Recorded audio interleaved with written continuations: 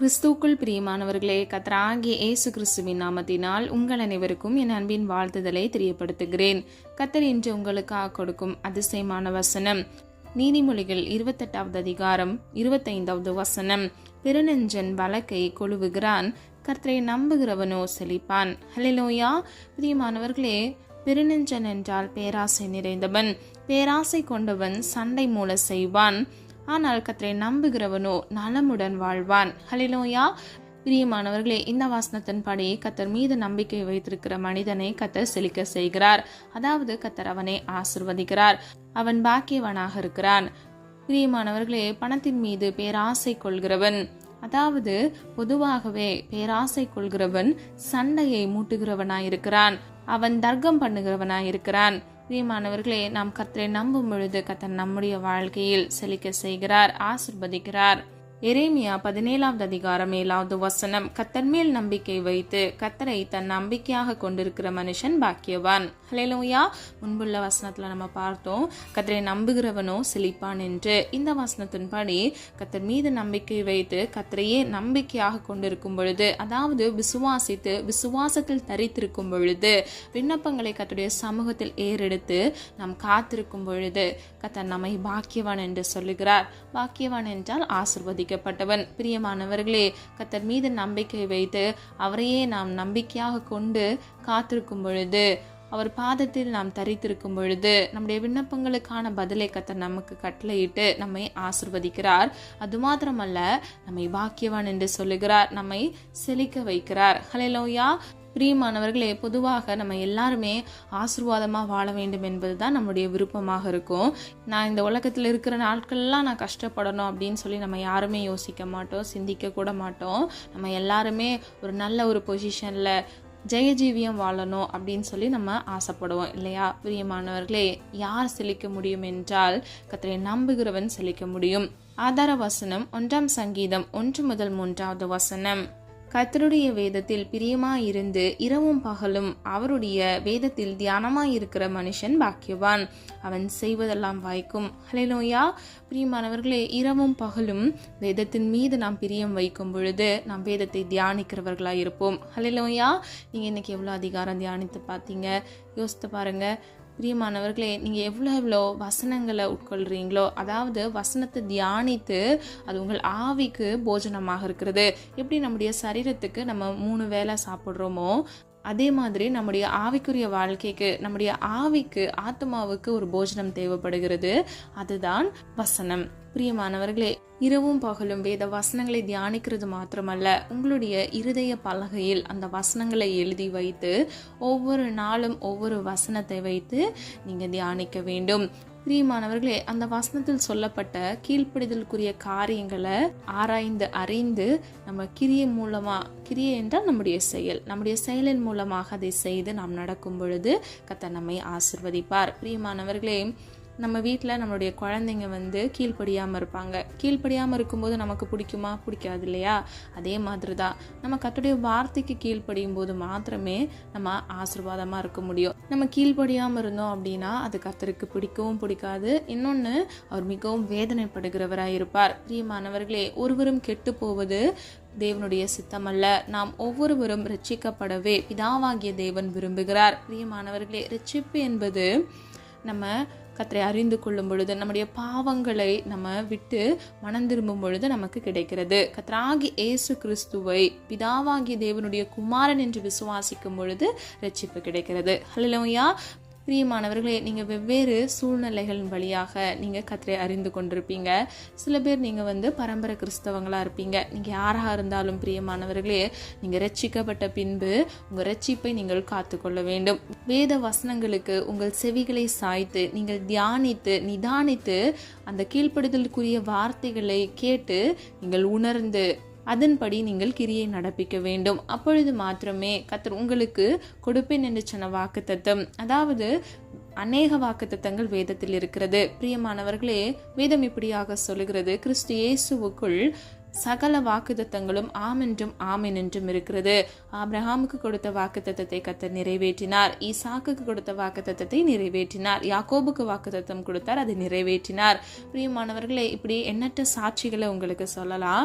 அது மாத்திரமல்ல, கர்த்தர் இன்றைக்கும் அற்புதம் செய்கிறவராகவே இருக்கிறார். வாக்குத்தத்தங்களை நிறைவேற்றுகிறவராகவே இருக்கிறார்.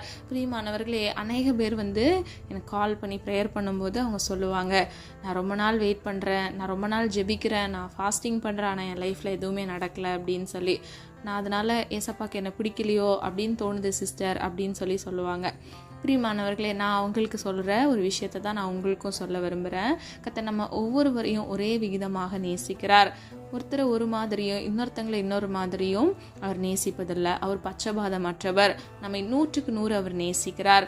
யார் வாக்குத்தத்தத்தை பெற்றுக்கொள்வாங்க அப்படின்னா, கர்த்தர் மீது விசுவாசம் வைத்து அவர்கள் வாழ்க்கையில் இருக்கக்கூடிய அந்த பாடுகளை மேற்கொள்கிறவர்கள் மாத்திரமே ஆசீர்வாதத்தை சுதந்திரித்துக் கொள்கிறார்கள். ஹல்லேலூயா. இன்றைக்கு பிரியமானவர்களே, வாக்குத்தத்தத்தை நீங்க சுதந்திரித்துக் கொள்ளணும் அப்படின்னா முதலாவது விசுவாசிங்க, வசனங்களுக்கு கீழ்ப்படியுங்க, கர்த்தர் உங்களை ஆசீர்வதிப்பார். ஹல்லேலூயா. பிரியமானவர்களே, நம்முடைய பார்வைக்கு சூழ்நிலைகள் எதிர்மறையாக இருக்கும். வாக்குத்தத்தம் ஒன்று சொல்லும், ஆனால் அதுக்கு ஆப்போசிட்டாக எதிர்மறையாக நம்ம லைஃப்பில் நடந்துட்டு இருக்கோம். நீ இந்த வருடத்திலேயே நீ ஆசீர்வதிக்கப்பட்டுருவ அப்படின்னு சொல்லிட்டு பாஸ்டர் மூலமாக, நீங்கள் வசனங்கள் மூலமாக கர்த்தர் உங்களோடு கூட பேசியிருப்பாங்க. ஆனால் அந்த வருடம் ஃபுல்லாகவே பார்த்தீங்கன்னா நீங்கள் ரொம்ப கஷ்டப்பட்டு கொண்டு இருப்பீங்க. ஆனால் பிரியமானவர்களே, வருடம் முடியும் வரைக்கும் டைம் இருக்கு இல்லையா? அந்த காலம் வரைக்கும் நீங்கள் விசுவாசிக்க வேண்டும். நீங்கள் சோர்ந்து போகக்கூடாது. கர்த்தர் சொன்னார் என்றால் அவர் நிச்சயமாக செய்வார். எப்படி யோபு விசுவாசித்தார்? யோசித்து பாருங்க. கர்த்தர் கொடுத்தார், கர்த்தர் எடுத்தார், கர்த்தருக்கே மகிமை உண்டாகட்டும் என்று. பிரியமானவர்களே, இந்த விசுவாசம் நமக்கு இருக்குதா? யோசித்து பாருங்க. நம்ம ஒரு சின்ன சின்ன பிரச்சனைக்கெல்லாமே நம்ம என்ன நினைக்கிறோம்? ஆண்டருக்கு எனக்கு பிடிக்கல அப்படின்னு சொல்லிடுறோம். இல்லவே இல்லை பிரியமானவர்களே. நம்ம ஒவ்வொருவரையும் 100க்கு 100 அவர் நேசிக்கிறார். அவரிடத்தில் பட்சபாதம் இல்லை. நம்ம எல்லாருமே அப்பான்னு தான் அவரை கூப்பிடுறோம். அவரும் நம்முடைய வாழ்க்கையில் சிறந்த தகப்பனாகவே இருக்கிறார். ஹல்லேலூயா. பிரியமானவர்களே, விழுகிறவர்களை அவர் தாங்குகிறார், மடங்கடிக்கப்பட்டவர்களை அவர் தூக்கி விடுகிறார். அவர் ஒரு தோழனை போல நம்முடைய வாழ்க்கையில் நமக்கு துணையாக இருக்கிறார். ஹல்லேலூயா. விசுவாசிக்கிறீங்களா? யாரெல்லாம் இந்த அனுபவத்தை பெற்றுக்கொண்டீங்க? உங்கள் வாழ்க்கையில் எத்தனையோ நாட்களில் நீங்கள் அழுதுருப்பீங்க. கர்த்தர் எத்தனையோ நாட்களில் உங்களுக்கு மனமகிழ்ச்சியும் கொடுத்திருப்பார். பிரியமானவர்களே, விசுவாசத்தில் வேரூன்றி நிற்கிறவர்களாய், முன்னேறி நடக்கிறவர்களாய், உங்கள் வாழ்க்கையில் இருக்கக்கூடிய பிரச்சனைகளை மேற்கொள்கிறவர்களாய் நீங்கள் இருக்கும் பொழுது மாத்திரமே உங்கள் வாழ்க்கையில் அற்புதம் நடக்கும். ஹல்லேலூயா. இன்றைக்கு பிரியமானவர்களே, அற்புதம் நீங்கள் பெற்றுக்கொள்ள வேண்டும் என்றால், உங்கள் வாழ்க்கையை நீங்கள் ஆசீர்வாதமாக வாழ வேண்டும் என்று நீங்கள் விரும்பினால் முதலாவது விசுவாசிக்க வேண்டும். முதல்ல நீங்க விசுவாசிக்கணும். கர்த்தர் எனக்காக இருக்கிறார், என்னுடைய வாழ்க்கையை அவர் ஆசீர்வதிப்பார், நிச்சயமாக இந்த சூழ்நிலை மாறும், என் கடன் பிரச்சனை மாறும், எனக்கு கண்டிப்பாக திருமணம் நடக்கும், என்னுடைய குடும்ப வாழ்க்கையில் இருக்கக்கூடிய பிரச்சனைகளை மாற்றி என் கணவனோடு மனைவியோடு கர்த்தர் என்னை மன மகிழ்ச்சியாக வைப்பார் என்று நீங்கள் முதல்ல விசுவாசிக்கணும். உங்கள் வாயின் மூலமாக நீங்கள் அதை சாட்சியாக அறிக்கையிடணும். ஹல்லேலூயா. பிரியமானவர்களே, நம்ம தெளிவாக ஜெபிக்க வேண்டும். நிறைய காரியத்துக்கு ஜெபிச்சிருப்பீங்க, ஆனால் ஒவ்வொரு நாளும் ஒவ்வொரு விதமாக ஜெபிக்காதீங்க. ஒரே காரியத்தை ஒரே விதமாக கர்த்தருடைய சமூகத்தில் அறிக்கையிடுங்க. பிரியமானவர்களே, விளையாட்டு பந்தயத்தில் விளையாடுறவங்க கோல்னு ஒன்று சொல்லுவாங்க. அவங்க வாழ்க்கையில் ஒரு லட்சியம் இருக்கும், அதை நோக்கி தான் அவங்க பின்தொடருவாங்க. ஃபஸ்ட் ப்ரைஸ் வாங்கணும், இவ்வளோ மீட்டர் ஓடணும் அப்படின்னு சொல்லிட்டு ஓட்டப்பந்தயத்தில் ஓடுறவங்க நினைப்பாங்க. அதே மாதிரி ஒவ்வொரு விளையாட்டு தளத்துலேயும் ஒரு லட்சியம் இருக்கும். சில டார்கெட்ஸ் அவங்க மேற்கொள்ளணும், நான் ரெக்கார்டை பிரேக் பண்ணணும் அப்படின்னு சொல்லிட்டு ஒரு லட்சியம் வச்சுருப்பாங்க. இன்றைக்கி உங்கள் வாழ்க்கையில் கூட சில லட்சியங்களை நீங்கள் வச்சுருக்கலாம். ஒருவேளை உங்களுக்கு லட்சியமே இல்லை, எனக்கு இந்த ஒரு விஷயம் நடந்தால் போதும் அப்படின்னு நினைக்கிறீங்களா? அதுதான் உங்கள் லட்சியம். அப்போது ஒவ்வொரு நாளும் நீங்கள் அதற்காக பிரயாசத்தோடு ஜெபிக்கணும், சந்தோஷமாக இருக்கணும். நீங்கள் ஜெபிச்சுட்டு துக்க முகமாக இருக்கக்கூடாது. அன்னால் எப்படி ஜெபித்து கொண்டு அவங்க அந்த இடத்த விட்டு வெளியே வரும்போது அவங்க துக்க முகமாக இருக்கலை, அவங்க போயிட்டு அவங்க போஜனம் பண்ணாங்க அப்படின்னு சொல்லி வேதம் சொல்லுது. இன்றைக்கு பிரியமானவர்களே, நீங்கள் கூட இந்த உபவாச நாட்களில் நீங்கள் உபவாசத்திலிருந்து காத்திருந்து ஜெபிக்கலாம். ஒரு வேளை இருக்கலாம், சில பேர் 2 வேளை இருந்து ஜெபிக்கலாம். நீங்கள் யாராக இருந்தாலும் பிரியமானவர்களே, கர்த்தர் உங்களை நேசிக்கிறார். அவரிடத்தில் பட்சபாதம் இல்லை. உங்களுக்குண்டான ஆசீர்வாதத்தை தாமதமின்றி குறித்த காலத்தில் கர்த்தர் உங்களுக்கு செய்வார். ஹல்லேலூயா. சூழ்நிலைகளை உங்களால் புரிந்து கொள்ள முடியலையா? ஆனால் விசுவாசிங்க, நீங்கள் சமாதானத்தோடு காணப்படுங்க. கிறிஸ்து இயேசுவுக்குள் அவர் சகல உன்னத ஆசீர்வாதங்களினாலும் நம்மை ஆசீர்வதிக்கிறார் என்று வேதம் சொல்லுகிறது. ஆசீர்வதிக்கிறார் என்றால் நம்ம எல்லாரையும் அவர் ஆசீர்வதிக்கிறார். ஹல்லேலூயா. விசுவாசிங்க பிரியமானவர்களே. எல்லா வேத வசனங்களும் விசுவாசிக்கும் போது தான் அதை நம்ம லைஃப்பில் நம்ம பெற்றுக்கொள்ள முடியும், நம்ம வாழ்க்கையில் அதை பெற்றுக்கொள்ள முடியும். ஹல்லேலூயா. இரண்டாவது, நீதிமான் செழிப்பான். ஆதார வசனம் 92வது சங்கீதம் 12வது வசனம். நீதிமான் பனையை போல் செழித்து லீபனோனில் உள்ள கேதுருவை போல் வளருவான். ஹல்லேலூயா. பிரியமானவர்களே, இந்த வசனத்தின்படி நீதிமான் செழிக்கிறான் என்று நம்ம பார்க்கிறோம். அவன் பனையை போல் செழிக்கிறானாம். பனைமரத்தை நீங்கள் பார்த்தீங்கன்னா அது உயர்ந்து ஓங்கி வளரும். அதுக்கு மிகுந்த தண்ணி தேவையே இல்லை. அது வெயிலே நல்லா வளருகிறதா இருக்கும். அது மிகுந்த பலன் கொடுக்கும். அது பல வருடங்கள் அதற்கான பலனை நமக்கு கொடுக்கும். அது மாத்திரமல்ல, அந்த பனைமரத்தின் மூலமாக அதிக நன்மைகளை நம்ம பெற்றுக்கொள்கிறோம். நீதிமானை கர்த்தர் அந்த பனைமரத்தோடு ஒப்பிடுகிறார். எப்படி அந்த பனைமரம் வெயிலிலும் தன்னுடைய கனியை கொடுத்து அதனதின் காலத்தில் அது கொடுக்கக்கூடிய பலனை கொடுக்கிறதோ, அது எப்படி உயர்ந்து ஓங்கி வளருகிறதோ, அதே போலவே ஒரு நீதிமான் செழிக்கிறவனாக இருக்கிறான். ஆசீர்வாதத்துக்கு ஒப்பிட்டு கர்த்தர் சொல்லுகிறார். நீதிமான் யார் என்று நம்ம வேதத்தில் பார்த்தோன்னா, கர்த்தருடைய கற்பனைகளுக்கு கீழ்ப்படிந்து கட்டளைகளுக்கு கீழ்ப்படிந்து அவருக்கு முன்பாக நடந்து உண்மையாக இருக்கிறவனே நீதிமான். அவன் பிழைக்கவே பிழைப்பான் என்று வேதம் சொல்லுகிறது. பிரியமானவர்களே, வேதத்தில் நீங்கள் எந்த வசனத்தை எடுத்துக்கிட்டீங்களாலும் நீங்கள் விசுவாசிக்கணும், நீங்கள் நீதிமானாக இருக்கணும், நீங்கள் ஆசீர்வதிக்கப்படுவீங்க. அவ்வளோதான். அப்போ நீங்கள் உங்கள் லைஃப்பில் ஆசீர்வதிக்கப்படணும் அப்படின்னு நீங்கள் யோசிச்சிங்க அப்படின்னா நீங்கள் நீதிமானாக வாழுங்க. பைபிளை எடுத்து படிங்க. அதில் என்ன சொல்லியிருக்கு, நமக்கான வார்த்தை என்னது. ஒவ்வொரு நாளும் கர்த்தர் ஒவ்வொரு விதமாக உங்ககிட்ட பேசுவார்.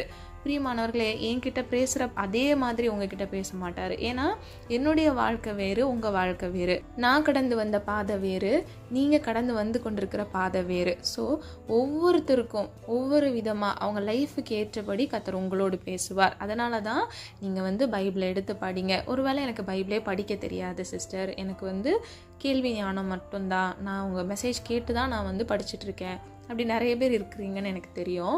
நீங்கள் என்ன பண்ணலாம் அப்படின்னா, நீங்கள் உங்கள் மொபைல்லையே நீங்கள் ஆடியோ பைபிளை டவுன்லோட் பண்ணி வச்சு நீங்கள் அதை கேட்கலாம். அதை கேட்டு நீங்கள் அதை நீங்கள் மெடிடேட் பண்ணலாம். நீங்கள் ஒரு முறைக்கு 2 முறை கூட ஒரு அதிகாரத்தை கேளுங்க.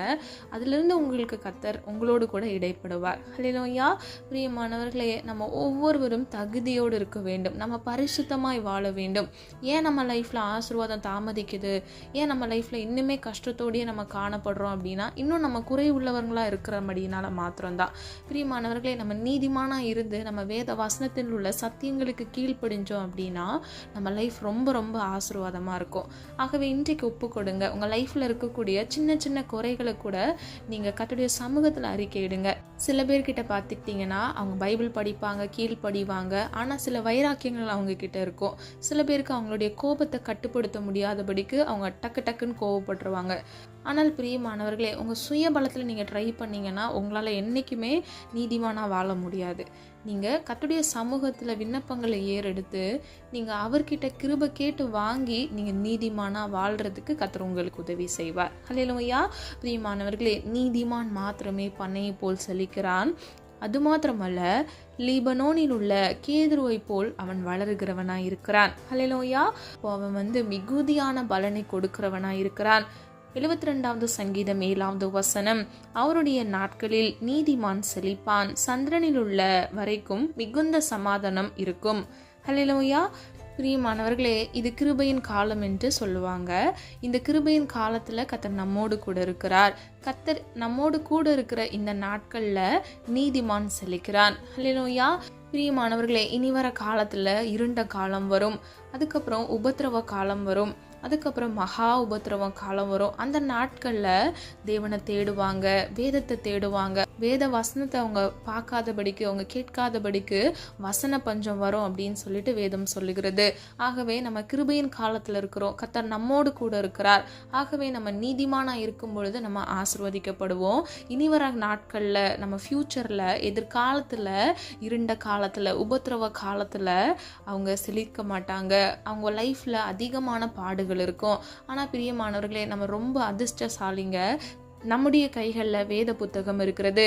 அது மாத்திரமல்ல, அது கர்த்தருடைய வார்த்தையாக இருக்கிறது.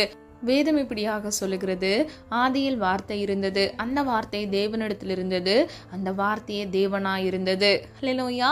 பிரியமானவர்களே, வார்த்தையாகிய தேவன் நம்மோடு கூட இருக்கிறார். ஆகவே நீங்கள் வேத வசனங்களுக்கு முக்கியத்துவம் கொடுங்க. அந்த வசனம் சொல்லுகிற பிரகாரம் உங்கள் வாழ்க்கையை ஒப்பு கொடுத்து நீங்கள் நடங்க. கீழ்ப்படிந்து அந்த சத்தியத்தின்படி நீங்கள் நடக்க முற்படும் பொழுது கர்த்தர் நிச்சயமாக உங்களை ஆசீர்வதிப்பார். ஹல்லேலூயா. பிரியமானவர்களே, 2வது பகுதியை பாருங்க. சந்திரனில் உள்ள வரைக்கும் மிகுந்த சமாதானம் இருக்கும். ஹல்லேலூயா.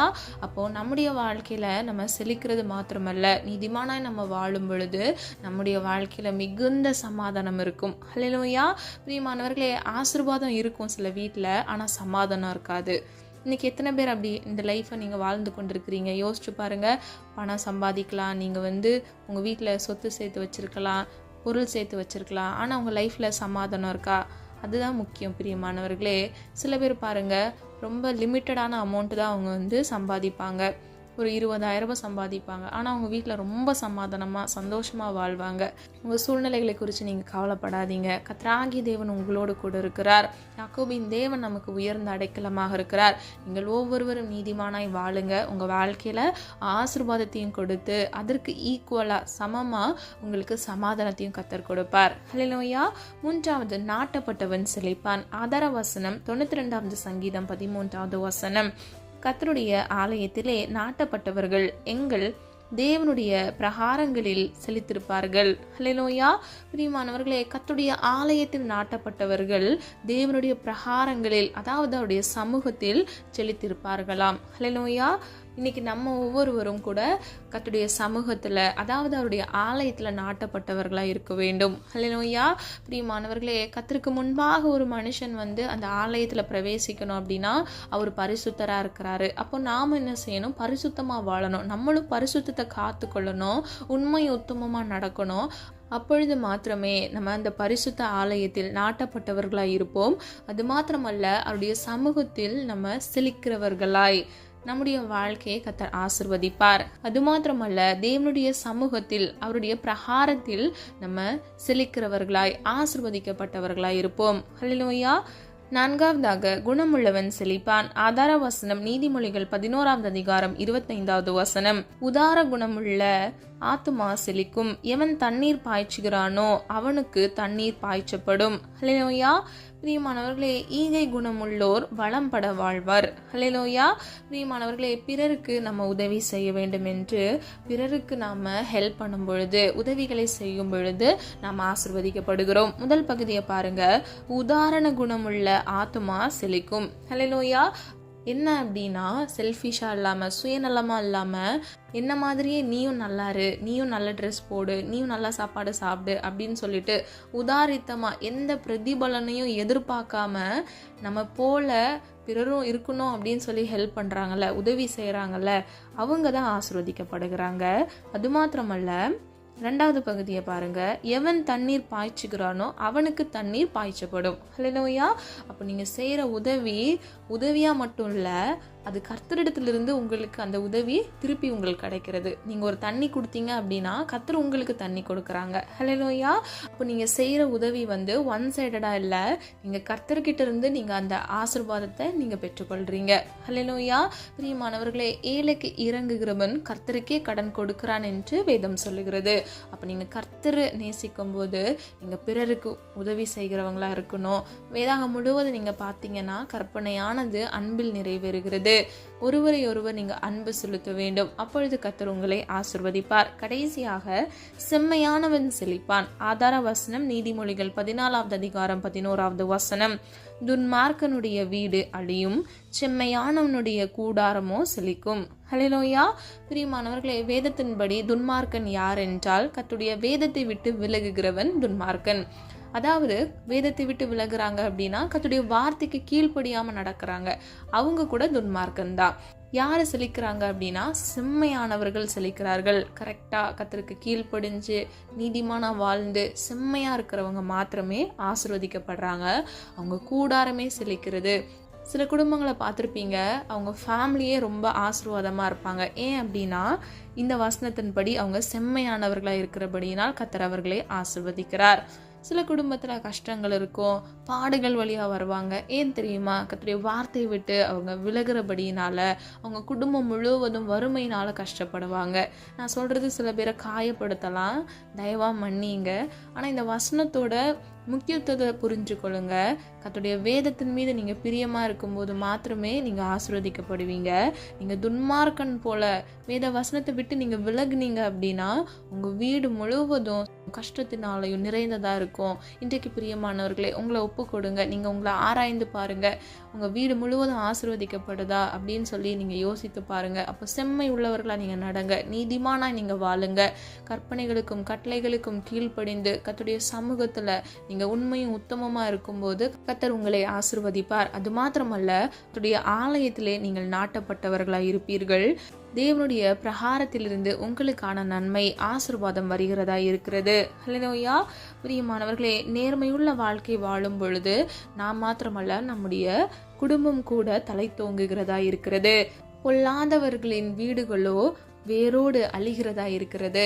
ஆகவே நாம் ஒவ்வொருவரும் நீதிமானாய் வாழ்ந்து செம்மையானவர்களாய் இருக்கும் பொழுது கர்த்தர் நம்மை ஆசீர்வதிப்பார். நாம் அவரிடத்தில் இந்த ஆசீர்வாதத்தை பெற்றுக்கொள்ள வேண்டும் என்றால் முதலாவது விசுவாசிக்க வேண்டும். சொல்லப்பட்ட காரியங்களின்படி நீங்கள் கர்த்தரை நம்ப வேண்டும். இரண்டாவது, நீங்கள் நீதிமானாய் வாழ வேண்டும். மூன்றாவது, கர்த்தருடைய சமூகத்தில் நீங்கள் நாட்டப்பட்டவர்களாய் இருக்க வேண்டும். நான்காவது, குணமுள்ளவனாய் இருக்க வேண்டும். அதாவது பிறருக்கு உதவி செய்ய வேண்டும். எந்த எதிர்பார்ப்பும் இல்லாமல் உதாரித்தமாக பிறருக்கு உதவி செய்யும் பொழுது நீங்கள் என்ன உதவி செய்கிறீர்களோ அதை நீங்கள் கர்த்தரிடத்திலிருந்து மீண்டும் பெற்றுக்கொள்வீர்கள். கர்த்தர் உங்களை மென்மேலும் ஆசீர்வதிப்பார். கடைசியாக செம்மையானவர்களையும் கர்த்தர் ஆசீர்வதிக்கிறார். ஹல்லேலூயா. பிரியமானவர்களே, துன்மார்க்கமாக வேத வசனங்களுக்கு கீழ்ப்படியாம நம்ம வேதத்தை விட்டு விலகி போய் ஒரு வாழ்க்கை வாழாதபடிக்கு, சுயசித்தம் செய்யாதபடிக்கு, கர்த்தருடைய சித்தத்தின்படி அவருடைய விருப்பத்தின்படி நாம் செம்மையானவர்களாய் கர்த்தருடைய வார்த்தைக்கு கீழ்ப்படிந்து நடக்கும் பொழுது கர்த்தர் நம்மை ஆசீர்வதிக்கிறார். ஹல்லேலூயா. நம்ம எல்லாரும் ஒரு மனதாக இணைந்து விசுவாசத்தோடு ஜெபிப்போமா? அன்பின் பிதாவே, அப்பா, எங்களை மது கரத்தில் ஒப்பு கொடுக்கிறோம். அறிந்தும் அறியாமல் செய்த தவறுகளை மன்னிங்க. குற்றங்கள் குறைகள் உண்டப்பா, தயவாய் மன்னிங்க. இன்றைக்கு ஆண்டவரே, யாரெல்லாம் செழிப்பார்கள் என்பதை நாங்கள் அநேக வசனங்கள் மூலமாக அறிந்து கொள்ள எங்களுக்கு ஒரு கிருபை கொடுத்தீங்க. அதற்காக நன்றி ஆண்டவரே. ஒவ்வொரு பிள்ளைகளப்பா இந்த காணொலியை கேட்டுக்கொண்டு என்னோடு இணைந்து ஜெபிக்கிற ஒவ்வொரு பிள்ளைகளும் ஆசீர்வதிக்கப்பட கர்த்தர் கிருபை செய்யுங்க. ஒவ்வொருவரும் ஆண்டவரே உம்மை விசுவாசிக்கத்தக்க, இன்னும் விசுவாசத்தில் வேரூன்றி வளரத்தக்க, உம்மை நம்புகிற மனுஷன் பாக்கியவான் என்று சொன்ன வசனத்தின்படி ஆசீர்வதிக்கப்பட்ட சந்ததிகளாக அவர்களும் அவர்கள் குடும்பங்களும் ஆண்டவரை ஆசீர்வதிக்கப்பட இயேசுவின் நாமத்தினால் கிருபை செய்யுங்க. செம்மையானவர்களின் கூடாரமோ செழிக்கும் என்று சொன்ன வசனத்தின்படி அப்பா, நீதியின் பாதையில் நடக்க பிள்ளைகளுக்கு கிருபை கொடுத்து, நேர்மையான வழியில் நடக்க கிருபை கொடுத்து, இவர்களையும் இவர்கள் குடும்பங்களையும் இயேசுவின் நாமத்தினால் ஆசீர்வதிக்கும்படியே ஜெபிக்கிறேன். ஒவ்வொரு பிள்ளைகளும் ஆண்டவரே உம்முடைய ஆலயத்தில் நாட்டப்பட்டவர்களாய் தேவனுடைய பிரகாரத்தில் செழித்தோங்கி வளருகிறவர்களாய் இருக்க கிருபை செய்யுங்க. நீதிமான் பனையை போல் செழிப்பான் என்று வேதம் சொல்லுகிறது தகப்பனே. ஒவ்வொரு பிள்ளைகளும் பனையை போல் செழித்தோங்கி வளர்ந்து ஆசீர்வதிக்கப்பட இயேசுவின் நாமத்தினால் கிருபை செய்யுங்க. நீதிமான சிரசின் மேல் ஆசீர்வாதம் தங்கும் என்று வேதம் சொல்லுகிறது தகப்பனே. ஒவ்வொரு பிள்ளைகளுடைய சிரசின் மேல் ஆசீர்வாதம் தங்கி தாபரித்து அதை சுகந்தரித்துக் கொள்ள இயேசுவின் நாமத்தினால் கிருபை செய்யுங்க. அப்பா, இந்த ஆசீர்வாதங்களை, நீர் கொடுக்கிற நன்மைகளை சுதந்திரித்துக் கொள்ளாதபடிக்கு இருக்கக்கூடிய எல்லா குற்றங்கள் குறைவுகளை இயேசுவின் நாமத்தினால் மன்னித்து, நீர் கொடுக்கிற ஆசீர்வாதத்தை 100% சுதந்திரித்துக் கொள்ள பெற்றுக்கொள்ள உடைய பிள்ளைகளை தகுதிப்படுத்துங்கப்பா. எத்தனையோ பேர் ஆண்டவரே கடன் பிரச்சனையில, வறுமையில வாடி சிக்கி தவித்து கொண்டிருக்கிறாங்க தகப்பனே. பிள்ளைகளுக்காக மனம் இறங்குங்க. எல்லா கடன் என்ற நிந்தையிலிருந்து, சிறையிருப்பிலிருந்து இயேசுவின் நாமத்தினால் ஒரு விடுதலையை கட்டளையிடுங்க தகப்பனே. குணமுள்ளவன் செழிப்பான் என்று நாங்கள் பார்த்தோம் தகப்பனே. அப்பா, எதிர்பார்ப்பு இல்லாமல் பிறருக்கு உதவி செய்து அப்பா ஆசீர்வதிக்கப்பட்ட பிள்ளைகளாக இருக்க கிருபை செய்யுங்க. உடைய நாம மகிமைக்கு என்று தகப்பனே. ஒருவரையொருவர் அப்பா நேசிக்க கர்த்தர் பிள்ளைகளுக்கு கிருபை கொடுங்கப்பா.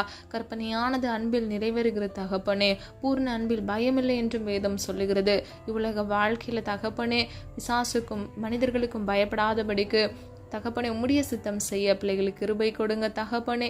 ஒவ்வொரு பிள்ளைகளையும் பேர் பெற ஆசீர்வதிக்கும்படியை ஜெபிக்கிற நல்ல சுக பலன் ஆரோக்கியத்தை கட்டளையிடுங்க. நீடிய ஆயுள்னால் நன்மையினாலும் திருப்தியாக்குங்க.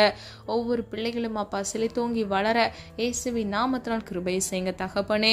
உம்மை நம்புகிறவர்கள் அப்பா, உம்மை நோக்கி பார்த்தவர்கள் தகப்பனே வெக்கப்பட்டு போவதில்லை தகப்பனே. உம்மை நோக்கி பார்த்த முகங்கள் பிரகாசமடைந்தது என்று சொன்ன வசனத்தின்படி ஒவ்வொரு பிள்ளைகளையும் பிரகாசிக்க பண்ணுங்க. இயேசுவின் நாமத்தினால் பிள்ளைகளை ஜீவன் ஜீவனுள்ள சாட்சியாக மாற்றுங்க. எந்த இடத்துல இருக்கிறாங்களோ அந்த இடத்துல ஆண்டவரை எழும்பி பிரகாசிக்க, இயேசுவின் நாமத்தினால் சாட்சியுள்ள ஜீவியம் வாழ, இவர்கள் 1000களுக்கும் 2000களுக்கும் பிரோஜனமுள்ள ஜனமாக மாற இயேசுவின் நாமத்தினால் கிருபை செய்யுங்க தகப்பனே. ஒவ்வொருவரையும் உடைய கரத்துக்கள் ஒப்பு கொடுக்கிறோம். அன்பின் தேவன் நீர் ஒருவரே அப்பா. நீர் அற்புதர் ஆண்டவரே, நீர் ஆலோசனை கர்த்தரப்பா. நீரே எங்கள் துணையுமானவராய் இருக்கிறீரப்பா. ஒவ்வொரு பிள்ளைகளையும் நீதிமானாய் மாற்றி உம்மிடத்திலிருந்து ஆசீர்வாதத்தை சுதந்தரித்துக் கொள்ள கர்த்தருடைய வார்த்தைக்கு கீழ்ப்படிந்து நடக்க கிருபை செய்யுங்க. வலது இடதுபுறம் சாய்ந்து விழுந்து போகாதபடிக்கு உடைய நித்திய பரிசுத்த வழியில நடந்து நீர் உம்முடைய பிள்ளைகளுக்கு வாக்கு கொடுத்த அந்த ஆசீர்வாதம் உள்ள வாழ்க்கையை பெற்றுக்கொள்ள இயேசுவின் நாமத்தினால் கிருபை செய்யுங்க. தேவனால் எல்லாம் கூடும் ஆண்டவரே. உம்மால் ஆகாதது ஒன்றும் இல்லை ஆண்டவரே.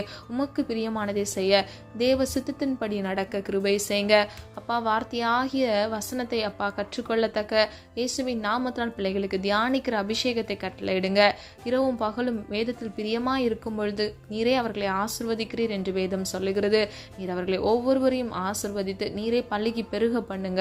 நான் உன்னிடத்தில் வந்து உன்னை ஆசிர்வதிப்பேன் என்று சொன்ன வசனத்தின்படி எந்த இடத்தில் உடைய பிள்ளைகள் இந்த காணொலியோடு என்னோடு இணைந்து ஜெபிக்கிறார்களோ அந்த இடத்துல போய் இயேசுவின் நாமத்தினால் பிள்ளைகளை ஆசீர்வதிக்கும்படியாய் ஜெபிக்கிறேன். குற்றங்கள் குறைகளை உண்டு ஆண்டவரே, தயவாய் மன்னியுங்க. ஒரு விசை அப்பா உடைய அன்புள்ள கரம் பிள்ளைகளை தொடட்டும். அது மாத்திரமல்ல, பிள்ளைகளுடைய வலது கையை பிடித்து நீர் வழிநடத்தி செல்லுங்கப்பா. இயேசுவின் நாமத்தினால் பிள்ளைகள் அப்பத்தையும் தண்ணீரையும் நீர் ஆசீர்வதிப்பீராக. ஜீவகாலமெல்லாம் நன்மையும் கிருபையும் உன்னை தொடரும் என்று சொன்ன வசனத்தின்படி ஒவ்வொரு பிள்ளைகளையும் அப்பா நன்மையினாலும் கிருபையினாலும் சூழ்ந்து கொள்ளுங்கப்பா. ஆவிக்குரிய சகல ஆசீர்வாதத்தினாலும் இம்மைக்குரிய ஆசீர்வாதத்தினாலும் இந்த உலகத்துக்குரிய ஆசீர்வாதத்தினாலும் உடைய பிள்ளைகளை திருப்தியாக்குங்க தகப்பனே. இந்த தீங்கும் இந்த பொல்லாப்பும் அணுகாதபடிக்கு நல்ல ஜப ஆவியினாலும் விண்ணப்பத்தின் ஆவியினாலும் நிரப்புங்கப்பா. இந்த உபவாச நாட்கள்ல யாரெல்லாம் உபவாசித்து உடைய சமூகத்துல காத்திருந்து ஜெபிக்கிறார்களோ புதுபலன் அடைந்து கழுகுகளைப் போல செட்டைகளை அடித்து உயர எழும்பி பிரகாசிக்கிறவர்களாய் உம்மிடத்திலிருந்து அப்பா விண்ணப்பங்களுக்கான பதிலை பெற்றுக்கொள்கிறவர்களாய் இயேசுவின் நாமத்தினால் கிருபை செய்யுங்க. உங்களுடைய அன்புள்ள கரத்தினால் அப்பா உடைய அன்புள்ள கண்களில் உள்ள இரக்கத்தினால் உடைய பிள்ளைகளுக்காக மனமிறங்கி இயேசுவின் நாமத்தினால் ஆசீர்வதிக்கும்படியே ஜெபிக்கிறேன் தகப்பனே. ஒருவரும் கெட்டு போவது உடைய சித்தம் அல்லப்பா. மனம் திரும்பாமல் இன்னும் வீடுகள் அப்பா அவிசுவாசத்தோடு காணப்படுகிற ஒவ்வொரு பிள்ளைகளுக்காக ஜெபிக்கிறேன். ரட்சிக்கப்படாத பிள்ளைகளுக்காக ஜெபிக்கிறேன் அப்பா. தகப்பன் நீர் ஆண்டவரே பிள்ளைகளை இன்றைக்கு இப்பொழுதே சந்தித்து நீரே மெய்யான தேவன் என்பதை அவர்கள் கண்டுகொள்ள இயேசுவின் நாமத்தினால் கிருபை செய்வீராக. எல்லா அவிசுவாசத்தை கொண்டு வருகிற சத்துருக்களின் தந்திரங்களை இயேசுவின் நாமத்தால் நிர்மூலமாக்கி விசுவாசத்தில் வேரூன்றி வளர பண்ணுங்க தகப்பனே. அப்படியே செய்து பிள்ளைகளை ஆசீர்வதிக்கும்படியே ஜெபிக்கிறேன். எல்லா தேவைகளையும் கர்த்தர் சந்திங்கப்பா. குழந்தைகள் ஆண்டவரே எக்ஸாம் எழுதுறாங்க, அவங்க வாழ்க்கையில் அப்பா நல்ல ஒரு பொசிஷனில் ஆண்டவரே அவங்க ஃபியூச்சரை ஆசீர்வதித்து நீரே அவர்களை வழிநடத்தி சொல்லும்படியாக ஜெபிக்கிறேன். வாலிப வயதை பரிசுத்தமாய் பாதுகாத்துக்கொள்ள கர்த்தர் கிருபை செய்யுங்க. இந்த ஃபோன் அடிக்ஷன் இல்லாதபடிக்கு கர்த்தர் ஆண்டவரே உம்முடைய கரம் கூட இருந்து பிள்ளைகளை வழி நடத்தட்டும். என் சமூகம் உனக்கு முன்பாக செல்லும் என்று சொன்ன வசனத்தின்படி ஒவ்வொரு பிள்ளைகளுக்கு முன்பாக கர்த்தருடைய சமூகம் முன் சென்று பிள்ளைகள் வலது பக்கம் ஆண்டவரே நீர் வலக்கையை பிடித்து நீர் வழிநடத்தி சொல்லும்படியாய் ஜெபிக்கிறேன் அப்பா. அப்படியே செய்கிறதற்காக நன்றி ஆண்டவரே. ஒவ்வொரு பிள்ளைகளையும் பேர்பெறா இயேசுவின் நாமத்தினால் ஆசீர்வதிக்கும்படியாய் ஜெபிக்கிறேன். நாளை தினத்தின் தேவைகளை குறித்து கலங்காதே என்று வேதம் சொல்லுகிறது. ஒவ்வொரு நாளுக்குரிய தேவைகளை கர்த்தர் சந்தித்து பிள்ளைகளை ஆசீர்வதித்து நீரே பாதுகாத்துக் கொள்ளுங்கப்பா. பிள்ளைகள் இழந்த சந்தோஷத்திற்கும் சமாதானத்திற்கும் ஆசீர்வாதத்திற்கும் தக்கதாக ரெட்டிப்பான மன மகிழ்ச்சியை கட்டளையிட்டு பிள்ளைகள் வாழ்க்கையில சமாதானத்தை உண்டு பண்ணும்படியே ஜெபிக்கிறோம் ஆண்டவரே. வாழ்க்கையில லட்சியமுடையவர்களாய் அனுதினமும் உடைய சமூகத்துல ஜெபித்து அவர்கள் விண்ணப்பத்திற்கான பதிலை பெற்றுக்கொள்ளத்தக்க இயேசுவின் நாமத்தினால் பிள்ளைகளுக்கு கிருபை கொடுங்க. ஒவ்வொரு நாளும் ஆண்டவரை புது புது கிருபையினாலும் நன்மையினால் நீர் எங்களை திருப்தியாக்குவீர் என்று வேதம் சொல்லுகிறது. இந்த நாளுக்குரிய கிருபைகளை இயேசுவின் நாமத்தினால் ஆண்டவரை ஒத்தாசை வரும் பர்வதத்திலிருந்து பிள்ளைகளுக்கு நன்மையை கட்டளையிடும்படியை ஜெபிக்கிறோம் அப்பா. நீர் அப்படியே செய்து பிள்ளைகளை ஆசீர்வதித்து பிள்ளைகளுடைய தேவைகளை நீர் சந்திக்க போகிறதற்காக நன்றி ஆண்டவரே. குழந்தை இல்லாமல் குழந்தைக்காக காத்திருக்கிற பிள்ளைகளுக்கு ஏற்ற வேளையில குறித்த காலத்துல இயேசுவின் நாமத்தினால் அற்புதத்தை நீர் கட்டளையிடும்படியாய் ஜெபிக்கிறோம். நீர் அப்படியே செய்கிறீர், அதற்காக நன்றி. வெளி தேசத்திலிருந்து இந்த காணலை கேட்டுக்கொண்டிருக்கிற உடைய பிள்ளைகளுடைய வாழ்க்கையில ஆண்டவரே அற்புதத்தையும் அதிசயத்தையும் நீர் கட்டளையிடுங்கப்பா. பிள்ளைகள் மன விருப்பத்தை நிறைவேற்றுங்க. தொலை தூரத்தில் அவங்க இருக்கிற குடும்பங்களில் கூட கர்த்தருடைய கரம் கூட இருக்கட்டும். நீரே பாதுகாத்து வழி நடத்துங்க தகப்பனே. இன்னுமாப்பா வியாதியோடு காணப்படுகிற பிள்ளைகள் வாழ்க்கையில எல்லா வியாதியிலிருந்து இயேசுவின் நாமத்தினால் வலி வேதனைகளிலிருந்து ஒரு விடுதலை கட்டளையிட்டு பிள்ளைகளை நீர் ஜீவனுள்ள சாட்சியாய் மாற்றி இயேசுவின் நாமத்தினால் சுகத்தை கட்டளையிடும்படியாய் ஜெபிக்கிறோம். நீர் அப்படியே செய்கிறதற்காக நன்றி.